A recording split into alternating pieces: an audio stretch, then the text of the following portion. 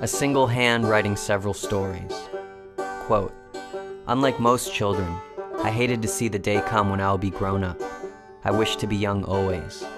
Henry Darger. We seem to find comfort in categories and peace in placement. The world moves quickly around us. There are so many variables and unanswered questions. Who, what, when, and more importantly, why. We feel like we constantly need to pick a side and stick with it, whether it be politically, socially, or artistically, despite the fact that our outlooks and philosophies are ever-changing with each passing day.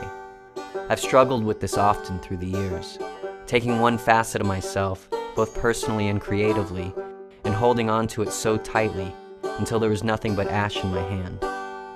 Who would I be without a definite description or a tangible tagline? The weight of one question can be enough to make a back break. I picked up the phone and called an old friend.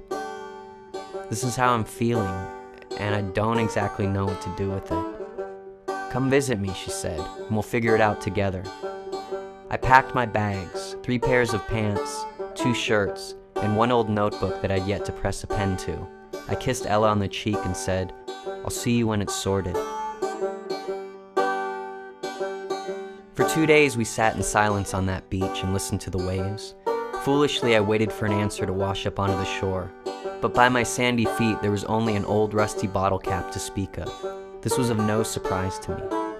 Nothing is easy, I thought. "Yes," she said aloud, "everything is possible."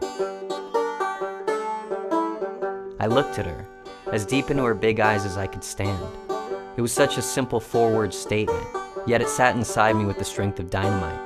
Little explosions started going off in my head that got bigger and bigger and bigger.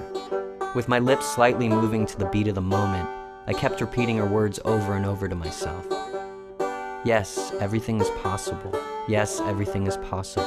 Yes, everything is possible. She sat back on her elbows and stretched out in the sun. "You know," she said, "the thing with you is that you somehow manage to take a tiny percent of yourself, the smallest fraction, and turn it into your only equation. In this life, there's so many sides to everything, and that includes you. You have so many things waiting to come out, and yet you insist on building from only one part of yourself. You wouldn't point to your pinky and say, 'This is my entire body,' just like you wouldn't look at one branch and declare that this is a tree. But if you add all of the little puzzle pieces together, it makes up one entire picture.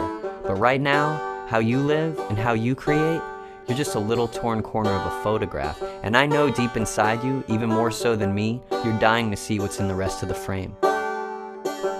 She continued, "A single hand can write several stories. You've made your point, you've said everything you can about it. Lay that old character aside for a minute and allow yourself to make some new ones. Put them in films, paintings, poems, or songs. Give them different names if you like.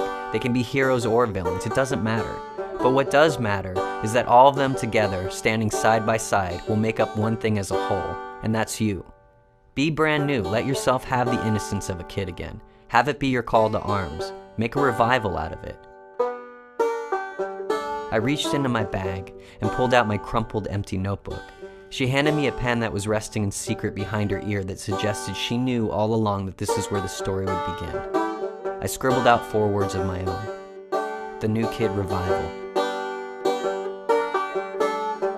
She looked at the smudged ink, gently smiled and said, "I guess you're ready to go home now."